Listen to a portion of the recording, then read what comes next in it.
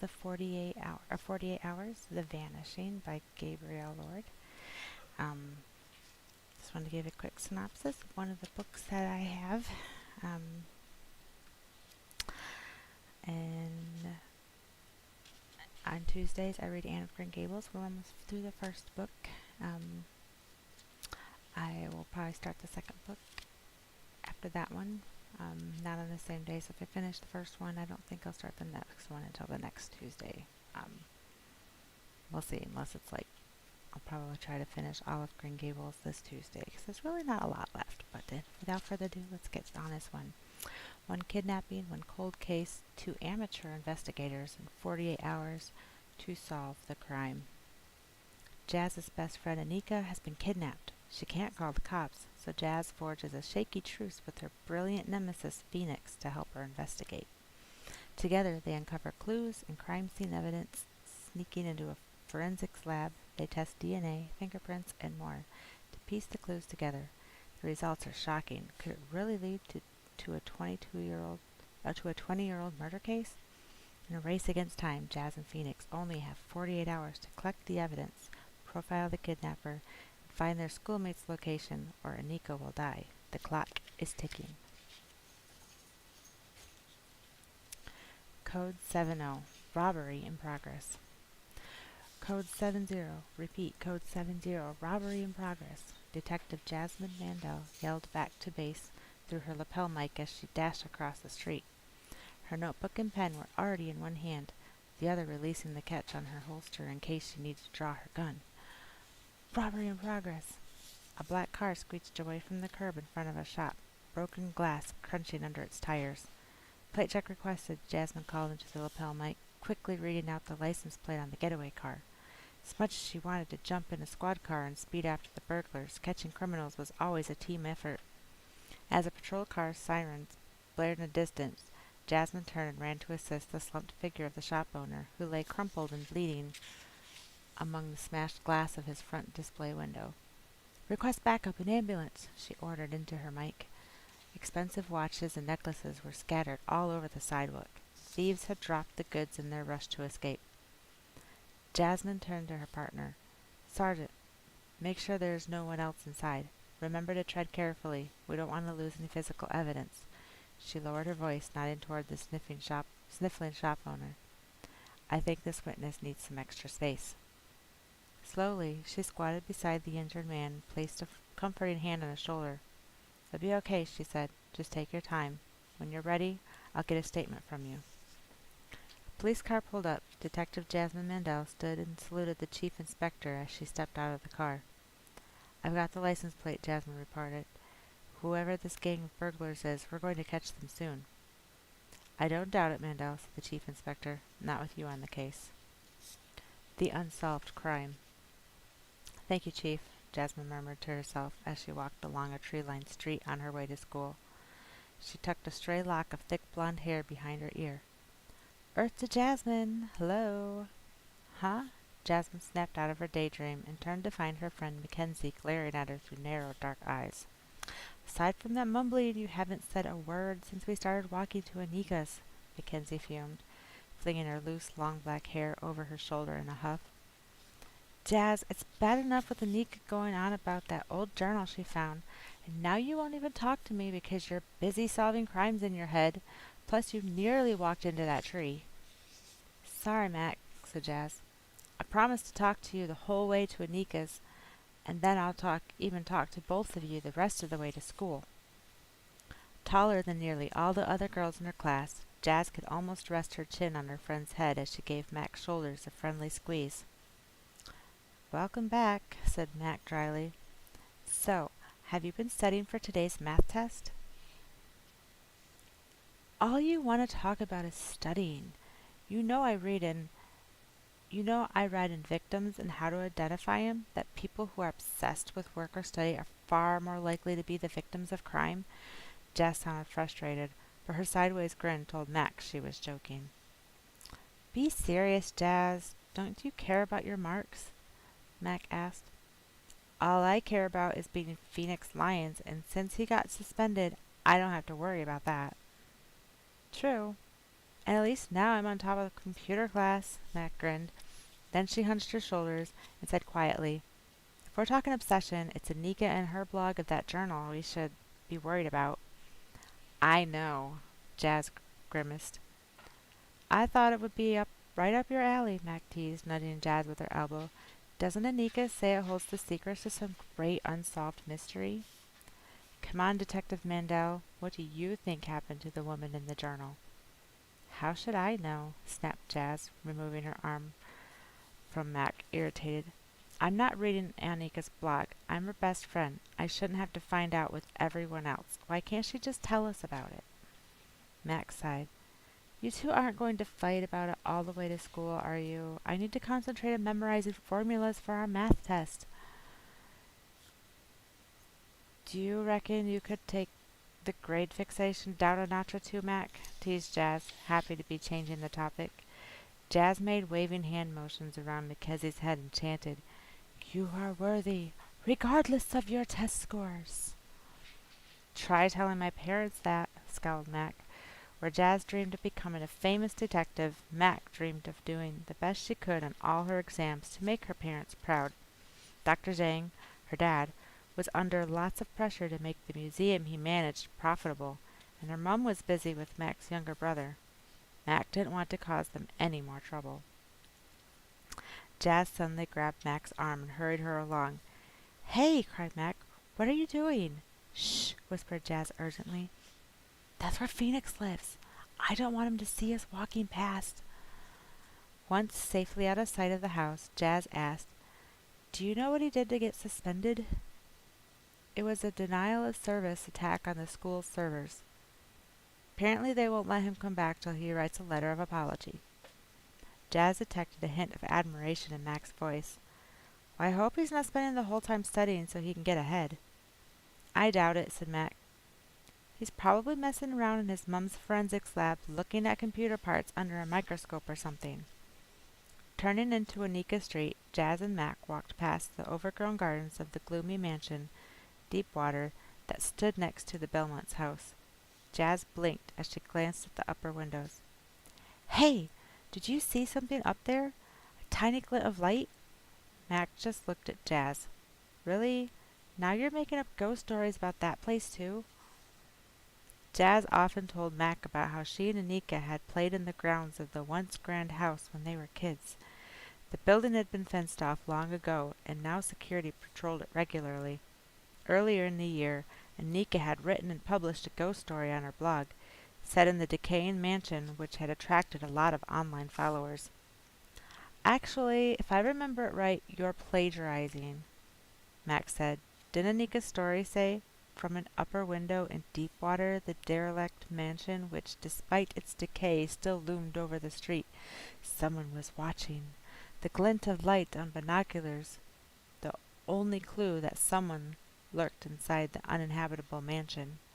Mac quoted in a deep, spooky voice. Fine, I must have been seeing things, Jazz pouted. Arriving at Anika's, they ran through the half-open gate of the elegant house and along the walkway, then up the 3 steps to the shady front porch. Jazz pulled out her key to the Belmont's house. Anika's parents had left early for their jobs in the city, but were strict about keeping the house secure. They had allowed Anika to give Jazz a spare key so she could let herself in while Anika kept getting ready. Jazz unlocked the heavy front door, and she and Mac went inside. They clattered up the stairs to Anika's bedroom. Anika was sitting on the rug, her runner's legs stretched out in front of her as she tapped away at her laptop. The journal lay open on the floorboards. I just gotta hurry up a few more lines to type, she said. Hurry up, said Mac. I don't want to be late. Would you just chill out, said Anika. I'm onto something huge here. Tonight, I'll reveal the final journal entry, and then the world can try to solve the mystery. I could have solved it if you'd just let me read it, said Jazz. Sulked Jazz. Hello, you can. I'm blogging it. 1 entry at a time. You know what you're like. If I give you the advantage of reading it first, you'd be at school in some daydream and end up just babbling it out loud. It wouldn't be fair to all the other readers waiting so patiently to unlock the clues themselves. Yeah, right. It's no big deal anyway when your whole audience is just people from school, Jazz said. That's not true. There are other people who read it, said Anika, sounding hurt. They leave comments. You can tell they're not school kids, and they're really hooked. I know you're dying to read it, Jazz. Jazz didn't want to admit how right Anika was. It was too late to back down now. If you won't let me read the whole thing, I don't want to read it at all. Suit yourself, Jazz, Anika snapped her laptop shut and put it back on her desk, along with the journal. She scooped her glossy brown hair up into a high ponytail and grabbed her school bag. Just before she stormed out the door, she turned and said, "But it's your loss." The first 48 hours. Jazz paused as she came in her front door after school. In preparation for becoming a detective, she liked to test her observation skills every day and knew better than to barge in and disturb any potential evidence or clues, even in her own house. She crossed her arms and drummed her fingers, her habit when she was thinking. First, she checked the shoes and jackets by the front door. As expected, her mom's work shoes were missing from the rack, but her grocery bag stash was also missing. "I deduce she's gone to work, followed by grocery shopping," muttered Jazz. "Yay, no leftovers tonight." Heading into the kitchen, Jazz immediately noticed the smell of toast and several dirty dishes in the sink. "Tim must have an assignment due," she said to herself. But which subject is it for? She wondered. Jazz's keen observations had shown there was a pattern to her older brother's study snacking. She pulled out her tablet and opened up Crime Scene, an app that let you track all the evidence in an investigation. She'd been hoping to use it for real detective work, but for now she clicked through the chart, headed Snacks versus Subjects. Crime Scene. Notes. Snacks versus Subjects. Single spread toast, genetics. Double spread toast, biochemistry. Smoothie, advanced mathematics. Crackers, computer science. Apples, environmental science. Jazz examined the knives in the sink and detected traces of both jam and peanut butter. Double spread toast, she muttered, is consistent with study for biochemistry. Happy with her deductions, she pulled her latest true crime book out of her bag, Crimes That Stopped the Nation. She settled onto the couch and started to read. The efficient gathering of evidence has been vital to solving many of the nation's most shocking crimes. When investigating a crime scene, the effective investigator always remembers two things. It is important to be careful and to take time to find all the required evidence. Investigators must also keep their eye on the clock, however. The first 48 hours after a crime have been committed are vital to collecting the freshest and most useful evidence. Interesting, Jazz mused as she grabbed a highlighter and colored over the first 48 hours, then underlined it several times. She turned to her phone and checked her Facebook feed. Jazz smiled when she saw Mac's picture of her grinning little brother covered ear to ear in broccoli. She liked it and then saw Anika had already left a comment. Too cute. Jazz's stomach twisted uncomfortably. Normally the three of them would be chatting online right now. Jazz and Anika had been best friends since kindergarten, sharing all their secrets and vacationing together. They'd met Mac at the start of high school, and the trio had become inseparable since, constantly talking on the phone or messaging. Since their fight this morning, Anika had ignored her, and Jazz couldn't bring herself to apologize, especially as ever since Anika had started blogging this journal, she seemed to have time for nothing else, not even her best friends. Jazz found herself clicking on Anika's profile. She scrolled to the very first post about the journal. Anika Belmont, a few months ago. OMG, just found the most amazing thing. I was stretching after a run and I overbalanced and knocked into this old mirror that's been on my wall since forever, even before we moved in. I totally crashed to the ground and thought, Mom is gonna be so mad because she thinks the mirror's worth loads. Then something hit me on the head. It was a journal that had been hidden behind the mirror. I started reading it, and OMG, it's all about this terrible crime that probably happened in this very room. I'm going to blog it every day. Read all about it here. Jazz felt angry all over again. If Anika wanted to solve the mystery, she should have given the journal to her. She was the crime expert, not put it up there for everyone to read. Scrolling through her feed again, a new post came up from Anika. Anika Belmont. Will the mystery woman survive? Will she find the proof she needs? The last explosive installment is now. Online. Jazz threw her phone down, trying to ignore how much she wanted to click on the link and read the whole story. Stupid blog, she muttered. She was relieved to be distracted by the sound of her mother coming in the front door. Jazz, are you home? Called Mrs. Mandel. Can you help me with these groceries? Jazz jumped up and ran to the car to lift out the rest of the bags. She knew how important it was that she and Tim did as much around the house as they could. It had just been the three of them for a long time. For the last 4 years that Jazz had been in high school, her mom had gone back to full-time work as an office manager. How was school today? Her mom asked as they started unpacking. Pretty good, said Jazz. The math test was hard, but I reckon I did okay. Mac was pretty stressed about it. And Anika? Mrs. Mandel asked. When Jazz didn't reply, she continued. You haven't said much about her lately. Everything okay? Jazz hadn't told her mom that she and Anika were fighting, but she should have known her mom would pick up on it, that something wasn't right. She won't let me help with a project that I'd be really good at, complained Jazz. Well, said her mom thoughtfully, give her the chance and maybe she'll ask for help when she needs it. It'll be too late by then, Jazz huffed. Jazz put the last of the groceries away, then got out some vegetables for dinner.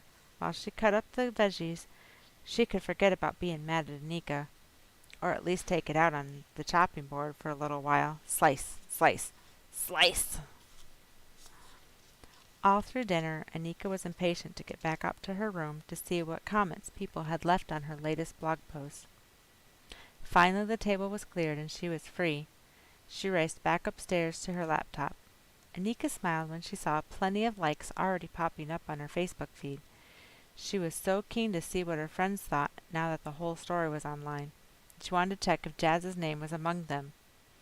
But a new notification caught her eye. A comment. She frowned, though, as she read it, her happy mood collapsing. Anonymous.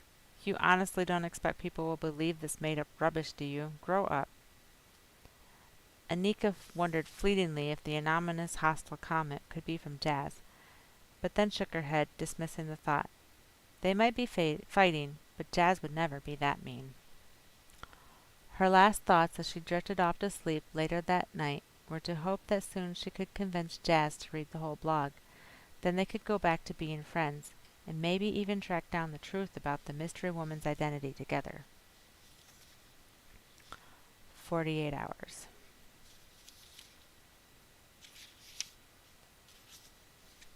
47 hours, 46 minutes. Anika jolted awake. It was still dark. She lay listening, puzzled.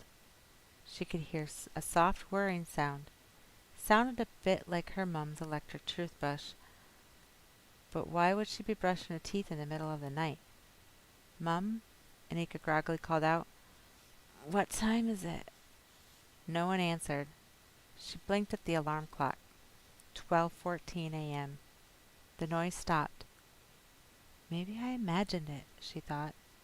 A dream that probably had woken her up. Then the whirring started again. This was no dream. Nika strained her ears to work out where the noise was coming from. It sounded like it was coming from inside the wall. Could it be? Was it a rat? But rats didn't use electric toothbrushes at any time of night. The noise stopped again. Anika held her breath, still listening hard. Just as she started to exhale and think about sleep, she heard a thud. This time she sat bolt upright, her heart beating faster. Nika stared into the darkness. There was a crack and a creak, and suddenly an eerie line of light became visible on the wall. The wall was moving. Anika sat rigid with shock, her throat paralyzed, as a whole panel of wall moved away and a silhouetted figure emerged. Then she heard something else.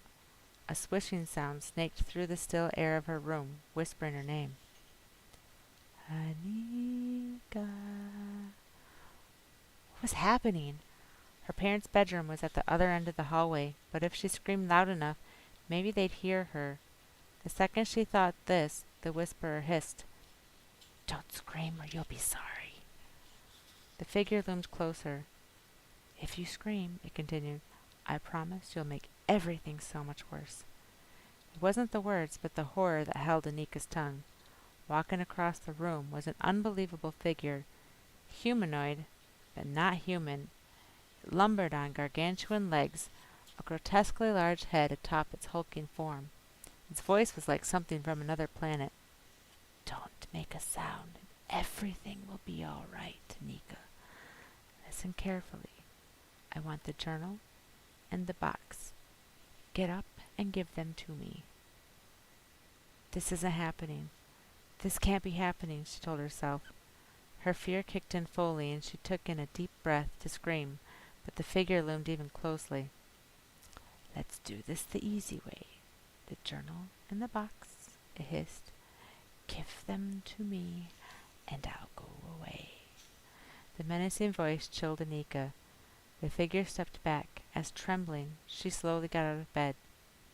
The creature watched as she went to her desk and picked up the thick journal, the red and white cover appearing gray in the ghostly light. "The box," it hissed. "Where's the wooden jewelry box?" Anika could only whimper. "I only read about it. I don't know where it is. Just take the journal." "I need the box. The journal is only half the story," hissed the monster. Nika watched in petrified silence as the monster shone its flashlight around her room, searching in drawers, the bookcase, her closet, turned back to the bed and shone the bright light into Nika's face. "Last chance. Tell me where the box is." "I don't know," sobbed Anika. The intruder seemed to think for a moment. "Then you'll have to come with me." Suddenly the invader lunged at her, and Anika felt a sharp sting in the side of her neck.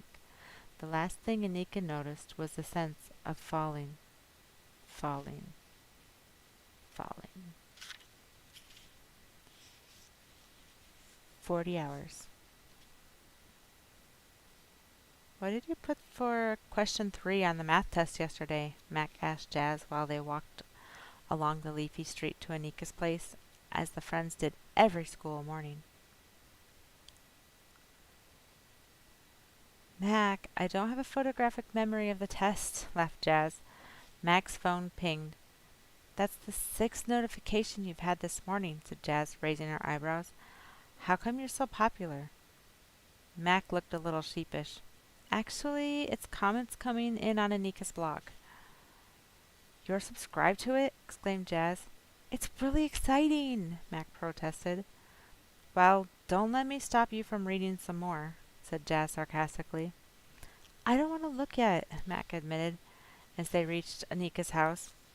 "I haven't read her last post because I was busy with our science project last night." Jazz rolled her eyes and was about to chide Mac again for her obsession with schoolwork when she stopped in her tracks on the Belmonts' veranda. "Wait," Jazz said, pausing at the sight of the front door of Anika's place, usually firmly locked, standing wide open. She slipped the unneeded key back into her pocket and looked down the side of the house. "Look, both Anika's parents are still in the driveway." "Do you think something's wrong?" asked Mac, her eyes showing concern. Wordlessly, the two girls went inside. Hearing sounds of distress, they rushed up to the living room. Mr. Belmont stood gazing at his phone, gaping in shock. Mrs. Belmont, both hands covering her face, sobbed so violently that her whole body shook. "Mrs. Belmont, what's happened? Mr. Belmont, what is it? Where's Anika?" Jazz said through a lump in her throat.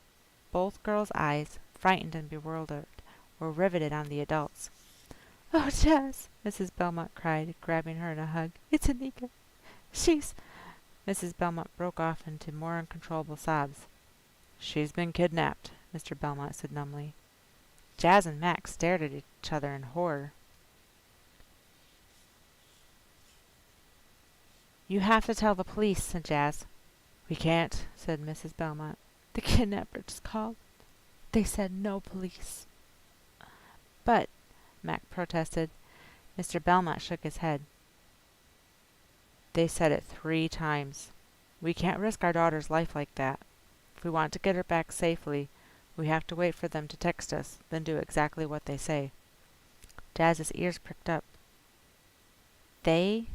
Was the voice a man's or a woman's? "We couldn't tell," said Mrs. Belmont. "It was a strange, raspy voice. Oh, this is a nightmare," she moaned. The Belmonts, faces white, sank to the sofa and huddled there, overcome. Jazz stood frozen, stunned. Anika, her oldest friend, kidnapped. A horrible feeling of regret washed over her.